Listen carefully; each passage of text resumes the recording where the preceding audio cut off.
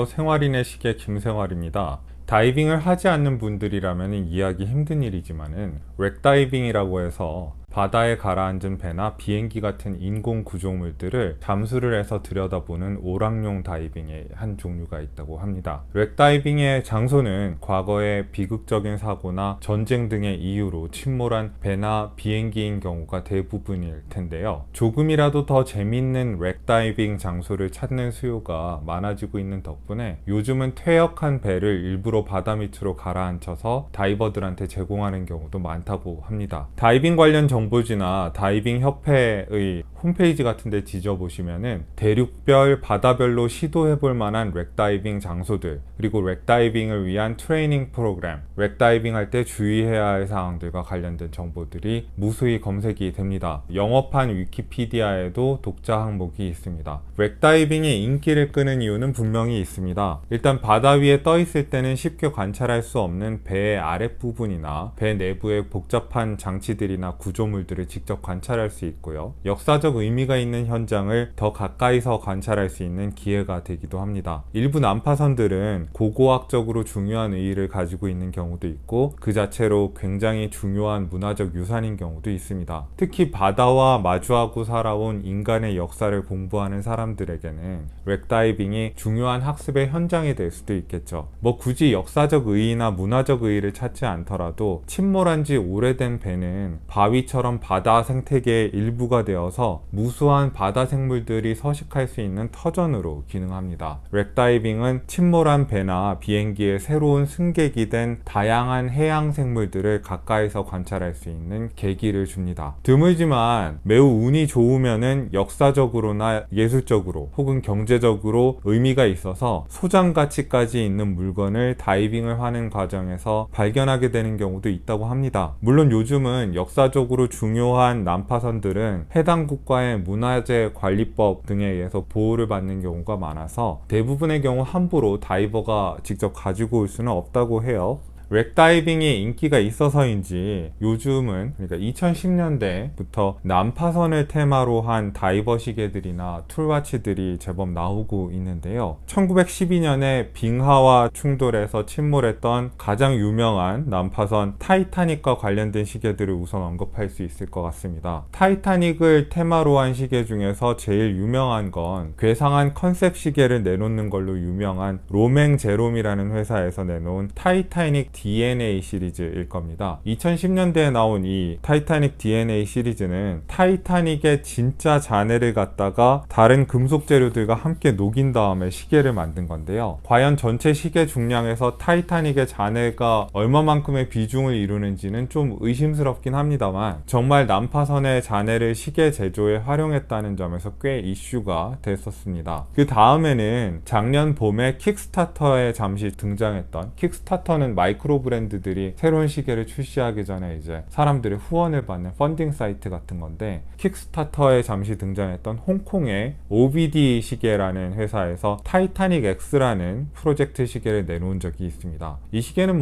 로맹제롬 같은 럭셔리 시계가 아니라 그냥 홍콩의 마이크로 브랜드가 내놓은 프로젝트였기 때문에 진짜 타이타닉의 잔해를 쓴 건 아니고요. 별로 특별할 것 없는 미오타의 8000번대 오토매틱 무브먼트를 쓰는 다이버 시계였는데, 좀 특이했던 점이 디스플레이 케이스백으로 보이는 시계의 로터를 마치 난파선의 녹슨 다체 형태처럼 디자인해서 꽤 사람들의 좋은 반응을 이끌어내는데 성공을 했었습니다. 아직까지 이 시계가 구매가 가능한지 좀 알아봤는데 제법 프로젝트가 성공했음에도 불구하고 안타깝게도 이 상시적으로 판매하는 정식 출시 상품으로 이어지진 않은 것 같아요. 혹시 여러분들 중에서도 아직 이 시계를 구할 수 있는 방법 아시는 분들이 있다면 제보를 부탁드리고 싶습니다. 타이타닉호처럼 일반인들한테 아주 잘 알려진 사례는 아니지만은 1980년 키프로스 근처의 바다에서 침몰한 스웨덴의 제노비아라는 배를 테마로 한 시계도 곧 출시를 앞두고 있습니다. 약 42m 깊이의 지중해 바다에 가라앉아 있는 제노비아는 세계에서 가장 괜찮은 렉다이빙 장소를 꼽을 때 상위 10위 안에 반드시 들어가는 유명한 렉다이빙의 명소이기도 합니다. 제노비아를 테마로 한 시계는 프로메테우스라는 포르투갈 브랜드에서 몇 달 뒤에 출시를 할 예정이라고 하는데요. 아마 국내 수입이 된다면은, 한국 수입이 된다면은 인투와치에서 취급을 하게 될 것 같은데, 관심 있으신 분들은 인투와치에 문의를 해보시기 바랍니다. 구체적으로 무슨 난파선을 테마로 한 건 아니지만 젊은 세대들에게 호소하기 위해 나온 스피나커의 렉이라는 시리즈도 있습니다. 지난주에 소개해드린 홍콩의 마이크로 브랜드 스피나커의 초창기 히트작이기도 한데요. 이 렉의 첫 번째 시리즈는 인공적으로 파티난 느낌을 입힌 스테인리스 스틸 케이스에 발랄한 색상의 베젤이나 시분침을 조화를 시켜서 좋은 반응을 얻었습니다. 전반적으로 발랄하고 장난스러운 느낌이 있는데, 이 시리즈가 출시될 당시보다 많이 진지해진 요즘 스피나커의 분위기와는 사뭇 다른 느낌이 있습니다. 최근 스피나커는 자기 브랜드의 보다 진지해진 분위기에 발맞춰서 렉 시리즈를 업데이트를 한 것 같은데요. 오늘은 다음 주에 정식 발매를 앞두고 있는 렉의 두 번째 시리즈를 리뷰를 하려고 합니다. 스피나커 측에서 정식 출시를 몇 주 앞두고, 그러니까 지금으로부터도 몇 주 전이죠, 저한테 이 제품을 테스트를 해보라고 보내줬습니다. 오늘 제가 리뷰를 할 시계는 아직 출시도 안 된 따끈따끈한 신상입니다. 생긴 건 몇십 년 전에 난파된 배 위에서 건져온 것 같지만은 신상입니다.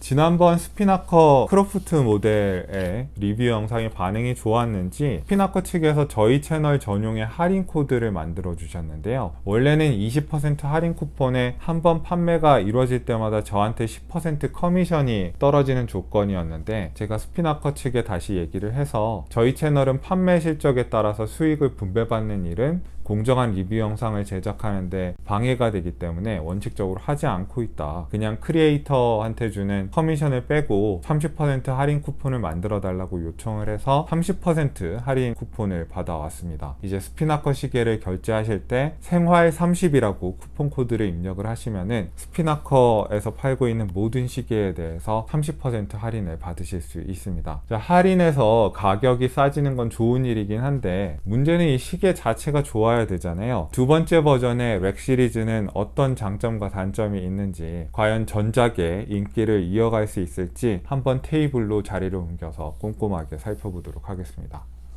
네, 오늘의 주인공인 스피나커의 렉 두 번째 시리즈의 검정색 색상을 테이블 앞으로 가지고 왔습니다. 검정색 색상 말고도 여러분들이 원하시면 다양한 색깔 선택이 있으니까 다른 색깔의 시계들도 사진을 통해서 대조를 해보시고 취향대로 고르시면 될 것 같고요. 30% 할인 쿠폰이 적용이 되면은 190불대 후반 정도의 가격이 됐던 것 같은데, 한국에서 관 부가세를 내고 그렇게 하더라도 무료 배송이고 뭐 이런 점을 감안하면 가격은 20만원대 중반을 넘지는 않을 걸로 제가 예상을 하고 있습니다. 케이스의 사이즈에 부터 얘기를 해볼게요. 스피나커 시계답게 스피나커는 요즘 유행하는 42mm 사이즈보다 1mm 더 크게 하는 거를 자기네 회사의 어떤 특징 같은 걸로 삼는 것 같아요. 43mm의 케이스 지름을 가지고 있는 시계고요. 러그 투 러그는 50mm 정도가 되는 시계입니다. 그리고 케이스의 두께는 세이코사의 무브먼트를 채택하고 있는 시계니까 얇지는 않습니다. 14mm 정도의 두께를 가지고 있고, 여러분들이 시계줄을 교체하실 때 보셔야 되는 러그의 너비는 22mm입니다. 이 시계 케이스에는 316L 스테인리스 스틸이 적용이 됐을 텐데, 재밌는 거는 이제 난파선에서 마치 건져 올린 것처럼 시간의 흐름이 많이 지나간 것 같은 낡아 보이는 에이지드 메탈 처리 같은 거를 케이스 전반에 입혀놨어요. 그래서 브러쉬 폴리시를 따지는 건 여기서 의미가 없을 것 같고, 이온 플레이팅 방식으로 세월의 흐름에 따라 금속이 시커멓게 변색이 되면서 잔 스크래치 같은 모양을 케이스 전반에 걸쳐서 여기도 막 스크래치 난 것처럼 이렇게 돼 있고, 재밌는 게 골고루 패턴을 적용해가지고 인위적인 느낌을 낸 게 아니라 중간중간에 뭔가로 긁은 것 같은 효과를 넣어가지고 자연스럽게 세월의 흐름에 따라서 낡은 시계인 것처럼 이렇게 표현을 해왔어요. 이온 플레이팅 방식의 표면 처리가 보통 스테인리스 스틸보다 경도는 강한 걸로 알려져 있습니다. 그러니까 어지간해서는 스크래치가 안 날 텐데, 다만 이제 중저가 시계에서 이온 플레이팅이라는 게 그렇게 두꺼운 두께로 절대로 그 도금이 된 건 아니기 때문에 벗겨지기 시작하면 흉해질 수 있을 거라는 걱정은 들어요. 이게 벗겨질지 안 벗겨질지는 좀 더 시간의 흐름을 봐야 되겠습니다만, 좀 다행인 거는 애초에 이렇게 많이 벗겨진 것 같고 낡은 것 같은 처리를 한 시계라서 이게 벗겨진다고 과연 더 흉할까 뭐 이런 생각은 들긴 합니다. 베젤에도 보시면은 알루미늄 베젤을 오래 쓰면은 여기저기 긁히고 색깔 벗겨지고 그러잖아요. 그런 느낌을 아주 잘 이렇게 표현을 했어요. 보면은 골고루 벗겨진 게 아니라 여기는 좀 많이 벗겨지고 여기는 조금 더 벗겨지고, 스크래치도 어디는 있고 어디는 없고 뭐 이런 식입니다. 재밌고 자연스러운 낡은 느낌이 나는 시계인데, 전반적으로 케이스가 이렇게 착색이 된 그런 스테인리스 스틸 효과를 넣었기 때문에 베젤도 검은색이고 다이얼도 검은색이고, 그래서 가죽들도 검은색이잖아요 심지어. 그래서 시계는 전반적으로 시커먼 느낌이 듭니다. 나름대로 멋있는 것 같아요, 이 색상 조화는. 옛날에 아크릴 유리 시계 느낌을 살리기 위해서 박스 형태로 이렇게 가장자리가 올라와 있는 미네랄 크리스탈입니다. 요건 좀 아쉬운 것 같아요. 이 시계보다 그 쿠폰을 적용했을 때 30 몇 불 정도 더 비싼 전에 리뷰한 크로프트 시계가 사파이어 크리스탈을 채택을 하고 있는데, 여기에는 미네랄 크리스탈이 들어갔다. 조금 더 가격이 싸긴 쌉니다만은 그래도 이럴 거면 차라리 크로프트처럼 30 몇 불 올리더라도 사파이어 크리스탈을 채택하는 게 낫지 않았는가, 그런 생각은 들긴 하는데, 이 시계는 안타깝지만 미네랄 크리스탈이 들어갔습니다. 그리고 다이얼의 디자인은 예전에 여러분들도 잘 아시는 롤렉스 익스플로러 빈티지 시계의 디자인을 적용을 한 것 같아요. 롤렉스 익스플로러의 회전식 베젤이 달려있지는 않았습니다만, 이 시계는 재밌게도 롤렉스 익스플로러의 다이얼 디자인에 회전식 베젤을 넣어놔가지고 좀 더 통상적인 다이버 시계의 모습을 만들어 놨어요. 인덱스는 똑바로 붙여놨습니다. 삐뚤 부분 없이 똑바로 잘 붙여놨고요. 약간 옛날 느낌이 들게 누렇게 뜬 야광이긴 한데 아주 확 누런 건 아니고 좀 애매한 색상인 것 같아요. 베지색 정도의, 옅은 베지색 정도의 빈티지 야광 인덱스가 부착이 돼 있고, 시침은 폴리시 처리가 된 칼 모양이고 안에 도료가 발라져 있고, 그 다음에 분침은 폴리시 처리가 된 은색에 역시 도료가 입혀져 있는데 화살표 모양입니다. 빨간색 초침을 넣었어요. 약간 좀 더 아쉬운 게 있다면은 이제 시침과 분침에 들어간 야광 도료의 색상이 인덱스의 색상이랑 좀 맞춰졌으면 더 좋지 않았을까, 그런 생각이 들긴 하는데, 그런 점이 아쉽긴 하지만은 보기에는 잘 읽히는 그런 시계라고 할 수 있습니다. 전반적으로 시커먼 시계에 옅은 베지색 혹은 흰색으로 이렇게 시침 분침과 인덱스들이 되어 있으니까 부착 상태도 굉장히 좋고 잘 읽힙니다. 베젤은 알루미늄 인서트 베젤인 것 같은데 세월의 흐름에 따라서 스크래치가 들어간 것 같은 그런 베젤이고, 베젤의 두께도 굉장히 적당하고 코인 엣지 처리가 돼 있는데, 코인 엣지 처리가 된 부분에도 낡은 느낌이 나게 이온 플레이팅 처리를 아주 골고루 잘 한 것 같아요. 진짜 막 오래 써가지고 시커멓게 된 것 같은 이런 코인 엣지 베젤인데, 그립감은 굉장히 좋고, 다만 좀 아쉬운 거는 이 돌리는 느낌이 째르르르 하는, 금고 돌리는 약간 싼 느낌 이고, 통상적인 120클릭이나 60클릭 베젤이 아니라 90클릭 베젤이에요. 이게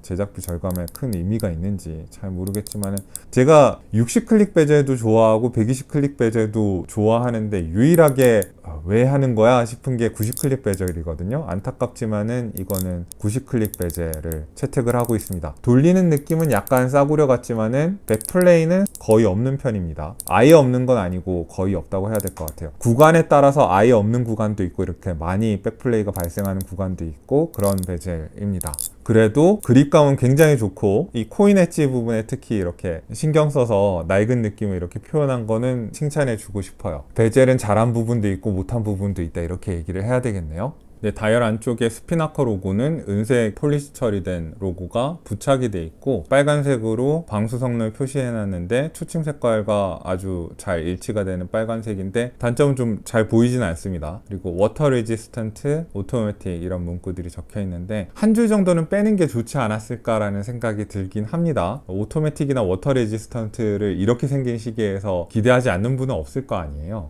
근데 이걸 왜 굳이 적어놨을까, 이런 생각이 들긴 하는데, 그럼에도 불구하고 그렇게 번잡한 다이얼은 아니고 가독성도 굉장히 좋습니다. 무브먼트는 세이코사의 NH35A 무브먼트입니다. 1시간에 21,600회를 진동하는, 그러니까 1초에 6번 진동하는 마이크로 브랜드들이 가장 흔하게 채택하는 무브먼트라고 할 수 있는데, 하루에 최대 오차는 마이너스 20초에서 플러스 40초 정도고요. 이 시계는 제가 측정을 해봤을 때 하루에 4초 정도 빨리 갑니다. NH35A가 이렇게 복불복이긴 한데 최대 오차로 나와 있는 이 스펙이랑 상관없이 10초 안쪽으로 오차가 나는 경우가 굉장히 드물지 않게 있어요. 제가 제일 많이 가지고 있는 시계 무브먼트가 이 NH35A인데 10초 안쪽으로 이 오차 범위가 들어오는 시계들이 굉장히 많습니다. 이 시계도 10초 안쪽으로 들어왔어요. 파워 리저브는 41시간 정도고요. 이 가격대에 제법 괜찮은 무브먼트라고 할 수 있습니다. 뭐 여러분들이 마이크로 브랜드 시계나 아니면 좀 더 유명한 브랜드의 시계를 보시더라도 70만원, 80만원까지 가도 NH35A를 쓰는 시계들이 종종 있어요. 그러니까 NH35A가 가격을 판정하는 기준은 될 수가 없는데 많이 쓴다, 그래서 신뢰할 만하다, 그 정도만 알고 계시면 될 것 같습니다. 미네랄 크리스탈이라서 나중에 스크래치 같은 건 좀 날 수 있을 것 같다는 생각은 듭니다만은 사파이어 크리스탈보다 미네랄 크리스탈이 장점이 있죠. 상대적으로 덜 번쩍거립니다. 덜 번쩍거리기 때문에 낡은 듯한 이 시계의 느낌에는 좀 잘 어울리는 것 같다는 생각이 들어요. 그리고 낡은 시계가 스크래치가 하나도 안 난 낡은 시계는 없잖아요. 보통 뭐 이렇게 생긴 익스플로러가 돌아다니던 시기는 뭐 1950년대 60년대 이럴 때인데, 그 당시는 시계 유리가 미네랄 크리스탈도 아니고 아크릴 유리를 쓰던 시기였으니까 옛날 시계들 보면은 관리를 굉장히 잘한 시계가 아니라면은 막 이렇게 시계 유리에 스크래치가 나와 있는데, 스피나커가 재밌게도 그런 느낌을 살리려고 했던 것 같아요. 근데 시계 유리에 스크래치를 내면은 정말 가독성을 해치게 되니까 재밌는 선택을 한 게 다이얼 안쪽에 긁어놓은 자국 같은 걸 만들었어요. 이게 빛의 반사를 받으면은 스크래치가 더, 다이얼 안쪽에 적용된 스크래치가 더 확실하게 보이는데, 다이얼 안쪽에 이렇게 막 긁어놓은 표현 같은 걸 해놔가지고 우와, 진짜 막 유리까지 긁혀있는 옛날 시계 느낌이 제대로 납니다. 이제 야광 얘기를 해야 될 것 같은데, 인덱스 부분이 약간 누런 도료의 흔적 같은 게 남아있는 인덱스여서 이제 어두운 데 가면은 굉장히 밝은 야광이 날 거라고 기대를 했는데, 제가 지난주에 리뷰한 크로프트 시계의 야광이 꽤 괜찮지 않았습니까? 야광을 기대를 했는데 10운침만 야광이 좋고 인덱스에 적용된 야광은 조금 어두운 것 같아요. 그리고 그나마도 좀 빨리 사라지는 것 같은 경향이 있고, 크로프트가 보여줬던 쨍한 야광 이런 거를 기대하셨던 분이라면 조금 실망할 수 있을 것 같아요.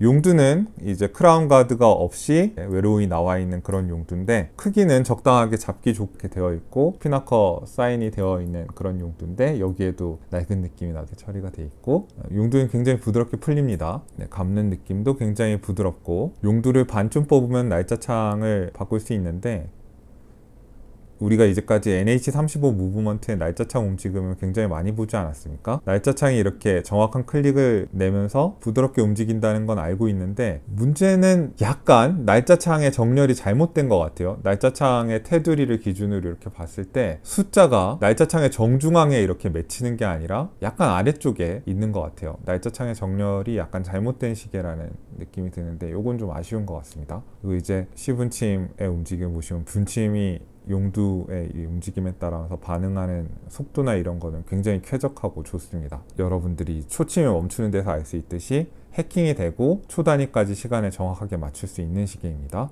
시간을 다 맞춘 다음에 용두를 집어넣는데, 다이버 시계고 잠금 기능이 있는 용두니까 안쪽으로 약간 누르는 힘을 가하면서 위쪽으로 돌리면은 용두가 들어갑니다. 나가고 들어가는 나사선의 파임 상태 같은 거는 삐뚤 데 없이 아주 잘 파놓은 것 같아요. 부드럽게 나왔다가 부드럽게 들어갑니다. 이 시계의 방수 성능도 좀 아쉬운 면이긴 합니다. 크로프트 시계가 150m 정도로 프리다이빙에도 쓸 수 있는 그런 성능을 가진 시계였다면은, 렉 시리즈가 스피나커에서 내놓는 라인업 중에서 제일 싼 시계예요. 제일 저렴한 시계예요. 아마 가격을 맞추려고 좀 스펙을 다운시킨 느낌이 종종 나오는데, 뭐 미네랄 크리스탈 채택도 그렇고 90클릭 베젤도 그렇고 방수 성능도 100m로 조금 낮게 맞춰놨습니다. 제가 생각했을 때 용두를 이렇게 잠금할 수 있는 괜찮은 방수 시계가 가지고 있는 기능을 다 가지고 있는 걸 봐서는 어지간한 뭐 샤워나 수상 스포츠, 수영 같은 활동은 같이 할 수 있을 것 같은데, 그럼에도 불구하고 100m는 좀 아쉬운 것 같아요. 왜 200m로 만들지 못했나 이런 생각은 듭니다. 비용 문제겠지만은. 뒷면을 보시면은 이제 피나커 특유의 로고와 장식이 된 까만색 노트가 돼 있고, 안으로 보이는 거는 세이코사의 굉장히 신뢰할 만한 NH35A 무브먼트입니다. 무브먼트에 별도의 장식 같은 게 돼 있는 게 아니라 공장에서 바로 튀어나온 것 같은 외관으로 유명한 무브먼트라서 뭐 로터의 생김새 말고는 미적으로 이렇게 평가해 줄 만한 점은 없는 것 같아요. 디스플레이 케이스백 테두리로는 기본적인 스펙과 관련된 사항들이 적혀 있고 스크루다운 케이스백입니다. 스트랩은 방수가 되는 가죽줄인데 방수 가죽줄을 우리가 크로프트 시계에서도 봤잖아요. 크로프트 시계는 두껍고 딱딱한 느낌이 나는 그러면 또 촉감은 부드러운 그런 가죽인데 22mm로 시작해서 좁아지지 않고 계속 너비가 22mm인 그런 가죽줄인데 반해서 렉에 들어간 가죽줄은 까만 가죽줄인데 사용 흔적 같은 게 잘 남는 그런 재질의 가죽줄이고 22mm로 시작해서 아래로 갈수록 20mm로 이렇게 좁아지는 형태의 가죽줄입니다. 좀 더 통상적인 형태의 가죽줄이라고 할 수가 있고 바느질의 상태는 삐뚤 데 없이 아주 정교하게 잘 되어 있습니다. 이쪽 바느질도 굉장히 좋고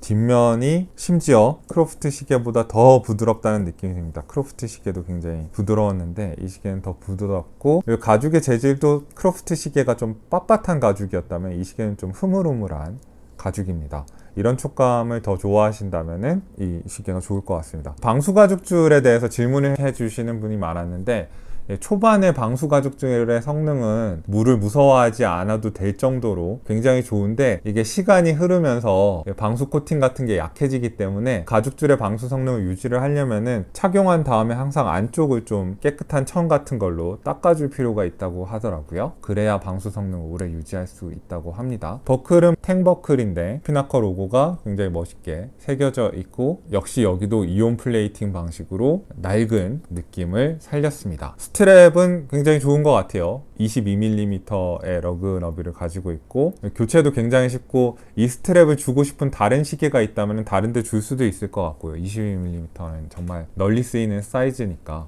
그러면 이제 가성비 얘기를 해야 될 텐데 이 정도 스펙에 $200가 약간 안 되는 이 가격은 뭐 가성비가 절대로 나쁘다고 할 수 없는 시계라고 해야 될 텐데 그리고 특히 여러분들이 시간의 흐름에 따라서 생성된 파티나 같은 걸 굉장히 좋아하신다면은 두 가지 방식이 있죠. 이제 좀 비싼 브론즈 시계를 사가지고 자연스럽게 파티나가 생기는 과정을 지켜보는 방법이 있는데 문제는 브론즈 시계들이 아주 싼 것도 60만원, 70만원 하니까 예산이 그 정도가 되지 않을 때 이 시계가 대안이 될 수 있겠죠. 뭐 중고 빈티지 시계를 살 수도 있겠지만은 중고 빈티지 시계가 어디에서 신뢰할 만한 물건을 파는지 이런 것도 알 수가 없고 그리고 내가 받았을 때 작동이 계속 될지 이런 것도 알 수가 없잖아요. 색상상으로 빈티지 느낌이 나는 그런 시계를 사는 것도 방법인 것 같고 한 발 더 나가서 아예 진짜 낡은 것처럼 이렇게 도금 처리가 돼 있는 이온 플레이팅이 돼 있는 피나커의 렉을 사는 것도 나쁘지 않은 방법인 것 같아요. 그렇지만은 이제 파티나 같은 거에 별로 관심이 없고 별로 미학적으로 좋다고 생각하지 않는 분들이라면은 제가 봤을 때는 스펙상으로 봤을 때나 디자인상으로 봤을 때나 크로프트나 피나커의 다른 라인업들이 렉보다 사실은 조금 더 좋은 선택이 아닌가라는 생각은 듭니다.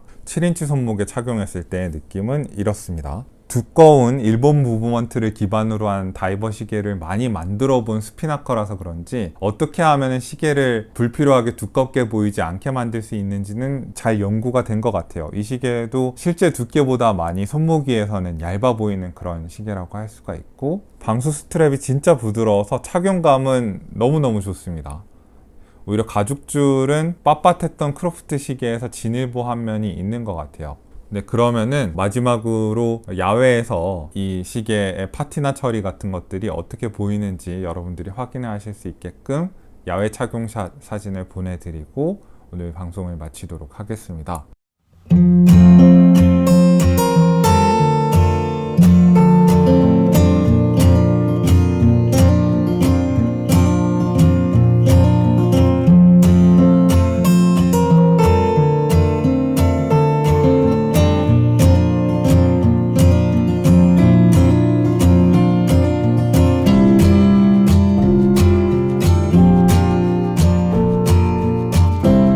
오늘도 여러분들한테 유용한 정보가 됐길 바라고요.